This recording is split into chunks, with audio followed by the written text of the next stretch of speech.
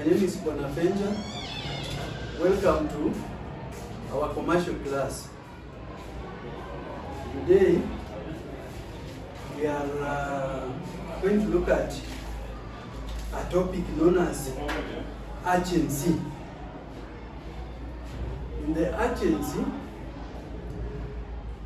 I'll give you an example. These are things that happens every quite often. In an urgency relationship, one person acts on behalf of the other. The person who acts on behalf of the other is called an agent. And the one to whom the act is done on his behalf is called a principal. So a principal employs an agent to act on his behalf. So we have two people. We have the agent, we have the principal.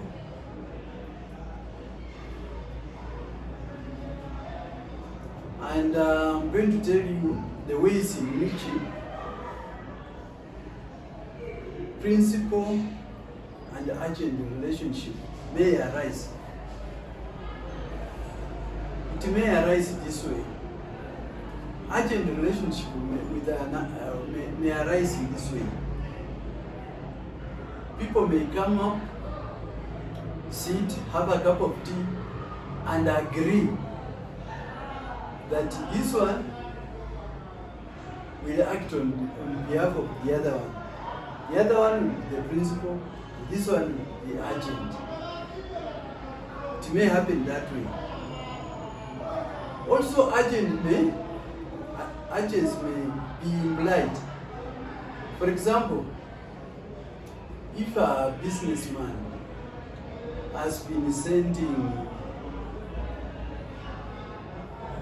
one of the people closest to him to pay bills, to buy goods on his behalf, and if it happens that that person goes and demands payment of the goods supplied to another party and is given the money, the one giving out the money will do so rightly because he had been seeing this man supplying goods and at times being paid money to take back the money to his principal, the person that he had been acting on behalf. So you see, such a relationship may come about that way, and it's called an implied relationship because it's implied that it's really an agent of that man. So it can also be called implied. Agents can arise by just being implied. By implication, by being implied that because I always see this one doing this on behalf of the other, this one must be an agent of this other person. So that is implied agency.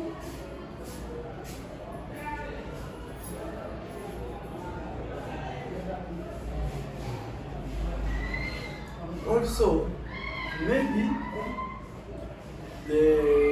the principal ceases to employ the services of his agent, and he has not informed the third parties that his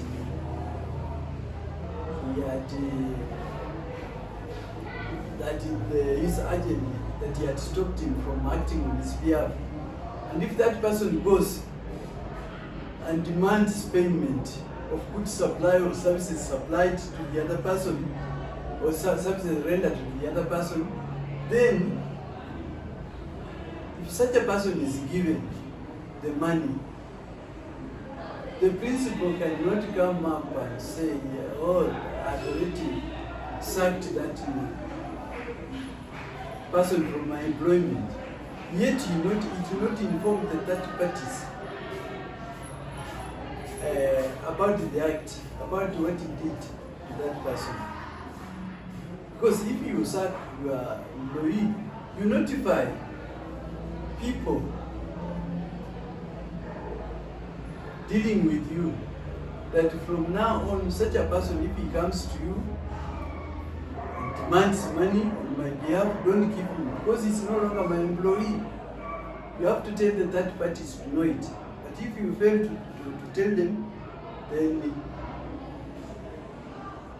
that the matter will not be settled in your favor.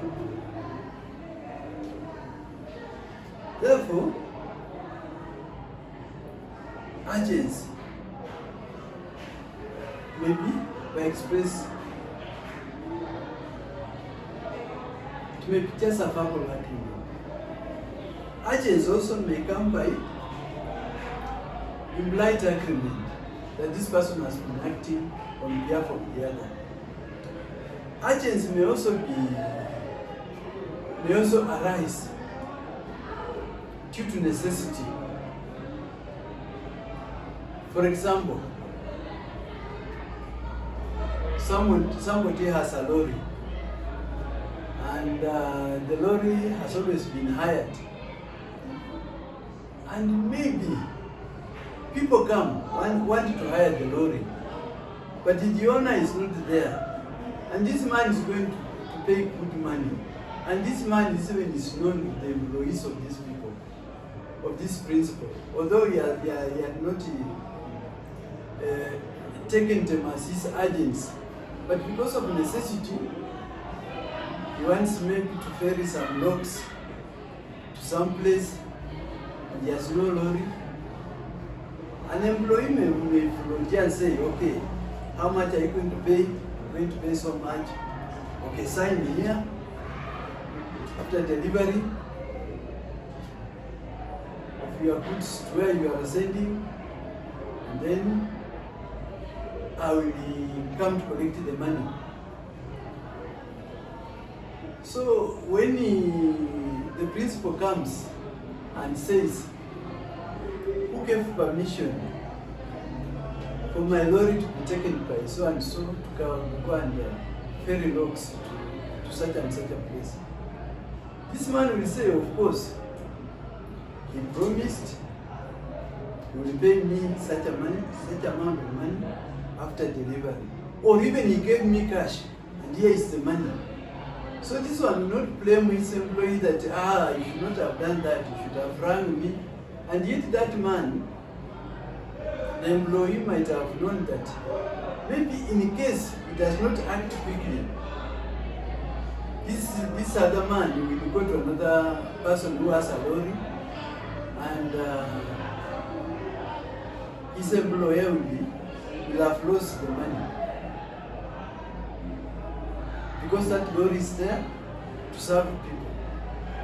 And if somebody has come to hire the lorry for him to go and use it for his own work, then the lorry should be released and serve the purpose for which it was bought and intended to do. So an agent may come up by necessity. So this man, employee who is not an agent in the real sense, acted due to necessity.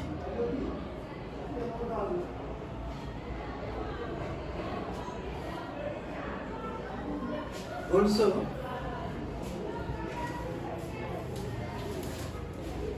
because we are really agents, and then this one has just acted because of necessity, and also we have implied agents where one person is used to being sent somewhere, collecting this and that, and then the other party takes him as an agent of his employer or his principal.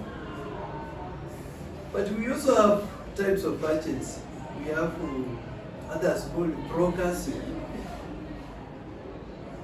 A broker is a person employed to sell goods for commission, for a brokerage commission. in the ordinary course of his business. For him, he sells goods on behalf of the principal, and he earns a commission out of his work. But he does not have possession of the goods and cannot sell them in his own name. He can't sell the goods in his own name. He only sells the goods on behalf of the other person. He even may sell the goods online because the goods are not in his possession. He tells them to come and collect the goods from the principal. So whenever he does so, he will earn an income. And that income is called a brokerage commission. It will be called a brokerage commission. And he, as I've said, he does not possess the goods, but he acts on behalf of the principal to sell the goods. There is also another one called a delecretaire agent. This one is a mercantile agent employed to sell goods for a commission, but he is responsible for buyers' bad debts. This one, whenever he sells goods, and the owners don't honor their promise, that means they don't pay back. So what will happen? The owner of the goods will ask him to refund his money.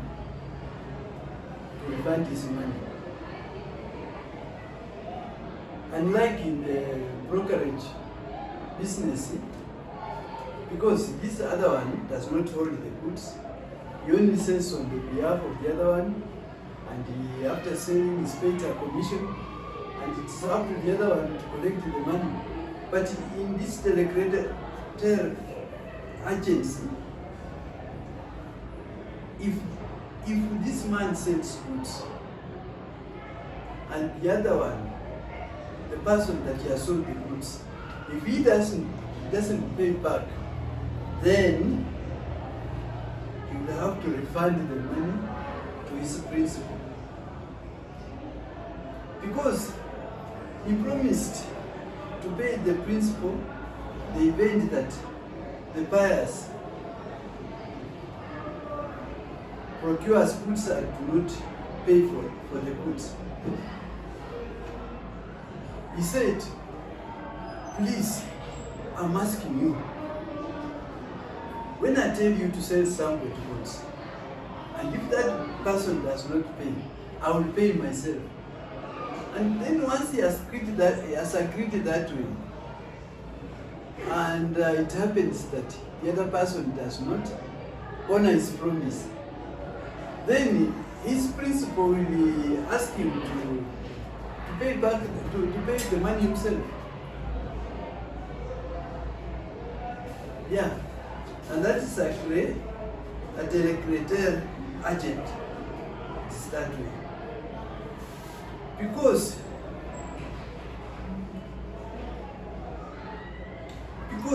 an agent is bound to conduct the business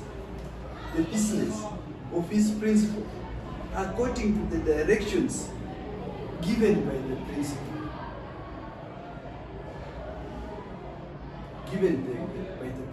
Because if this man says, the principal says, no, I'm not going to sell this man. This man has not been honoring his promises. And then this one says, no, just give him. In case he doesn't, I will have to pay. But in case the other person pays, then his commission is also higher than that of a broker. his commission is high than that of a broker. So an agent is supposed actually to conduct the business of his principal according to the directions given by that principal. And also, an agent should act with skill and diligence.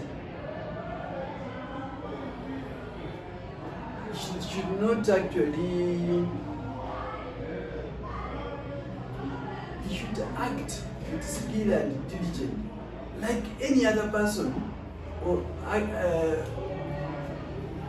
he should act as if he were the principal himself with skill and diligence, so that the principal does not incur any debt due to his negligence or careless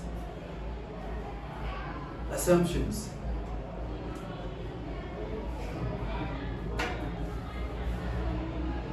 Because if he makes a mistake, then the consequences against him will be dire.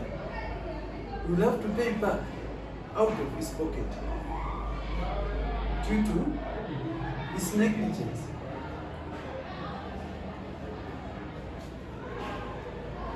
Also, an agent should account for the sales made.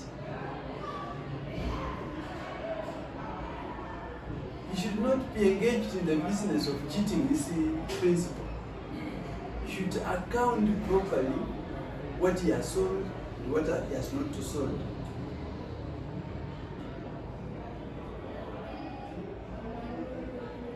And he should not be making secret profits, because that would be like competing with his principal. He should act with utmost good faith. He should act with utmost good faith, but not secretly buying his own things and then selling them instead of selling the goods of his principal. For example, you employ somebody just as an employee in a bar, for example. So this man goes to buy some beer, but he buys extra cases for himself, say 10. So he starts selling his first. When he's a robber, is when he will sell that of his principal. So you see, he's creating a business out of the business of his employee. And if such happens, then such a man is not going to be a credible employee. If the employer notices, I think he should be made to pay for those fishy kind of activities against the employer while he's away.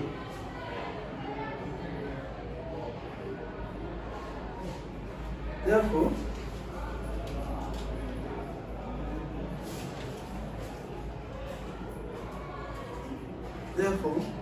if the employee, the agent, acts contrary to the expectations of his principal,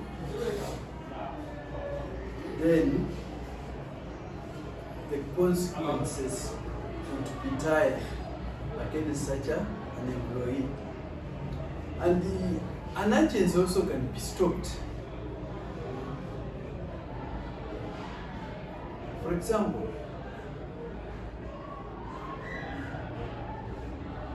if the wife has been buying goods in a shop, and then the husband tells the other person that, please, don't give credit to my wife anymore. Then the man continues giving what? Giving credit to the wife of the other person. If the husband refuses to pay, the shopkeeper will not take him anywhere, because he forbade him, he prohibited him from giving his wife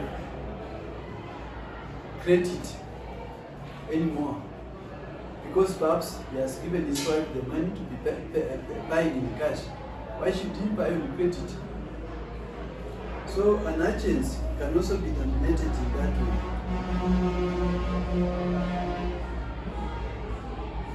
So in other words, when an agent is stopped by the principle, that brings the agents to an end.